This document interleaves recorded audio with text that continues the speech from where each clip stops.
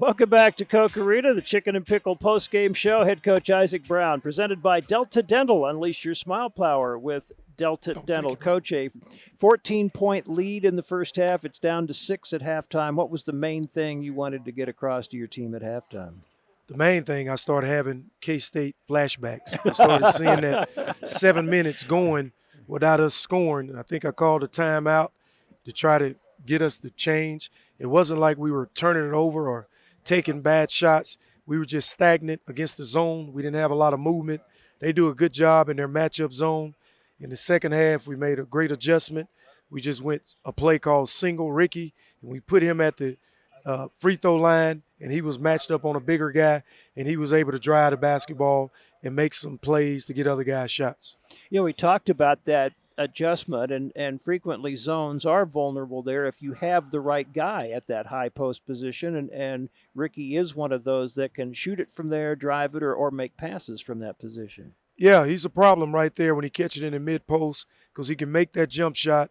He's fast enough to go by guys, and he make good decisions when he got two people on him, dishing it down to Morris or kicking out to a shooter. And then he can make tough layups, so it's always good to have him with the basketball around the rim. The ball moved really well, especially in the second half, and you ended up with 18 assists on 25 baskets.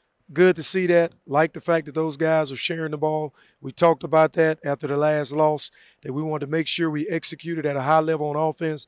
And I felt like we got off to a great start.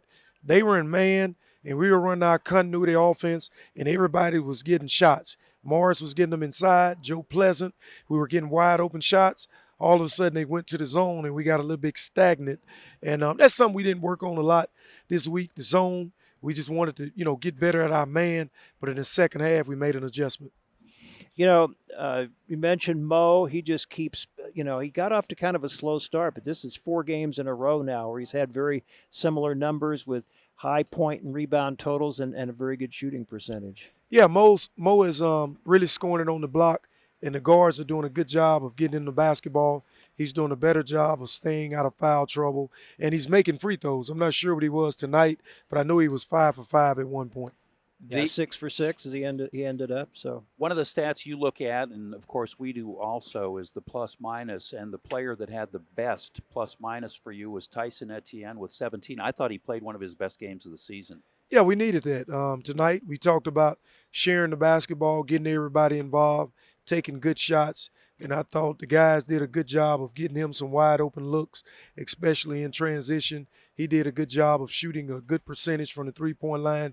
And when he can make shots, we can really start to score the basketball. Dexter Dennis usually always gets the toughest defensive assignment, the other team's best scorer, unless maybe it's a post guy. And Dana Tate got hot tonight, but you kept Dex on Joe Bryant most of the time. Is that kind of cutting off the head of the snake type of thing? Because he really shut him down. Yeah, we talked about guys guarding their position. At the start of the game, I think we had Tyson guarding Tate, their leading scorer, because he was a 2 guard. Dex was started out on the 3-man. I thought when the kid at the 4 spot got really hot, we didn't trade Dex off to him. We wanted our 4-man to be able to guard. And I thought they did a decent job. Tate made some tough shots. He's a really good player. He's another Division I transfer. I think he transferred from Rhode Island, and he was on fire tonight. We got to do a better job against the next 4-man that we can play that can shoot the basketball. The next transfer that comes in here. Free throws. So important, and your kids must have been in the gym putting in a little bit of extra time because they were uncanny from the free throw line. Yeah, we practice free throws every day, and in some games you can make them, some games you can miss them. I'm just glad we made them tonight. We really needed them. So proud of Morris stepping up, going 6 for 6 from the free throw line. Anytime your big guys can make free throws, that helps your basketball team. And anytime you can go 14 for 16, you got a good chance of winning a close game. Now, we just talked about this with Dex. Finals are over. You've got a little bit of time where you can just concentrate on basketball. This is always a key time for teams to get better in their season. Yeah, and what we want to do is we want to get those guys in the gym in order to get up extra shots. So we'll have guys in the gym. We'll probably do 2 sessions in the morning. They'll come in and get up shots. In the evening time, we'll practice. So it'll be a lot more individual instruction during the break. And that's what you got to do.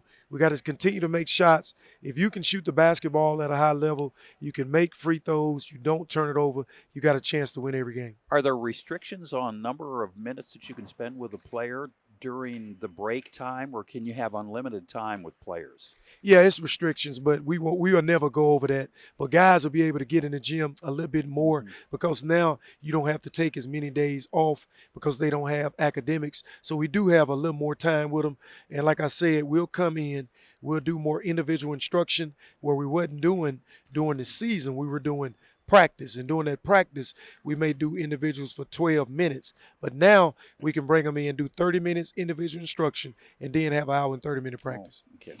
Well, Alcorn State coming in on Tuesday, so a little shorter time between games, but I know it had to feel good after a long week of getting some things figured out to play much better and kick it forward a little bit. Yeah, it definitely felt good. I was just so proud the way we started the game off.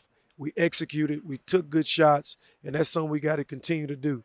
I know they made a run, cut it to 4, and those guys made an adjustment. And at halftime, we made a great adjustment going single, putting Ricky at the free throw line, and he did a good job of executing. Coach, thank you. Congratulations on the win. Thank you Well for done. having me. Thank you. Congratulations. All right.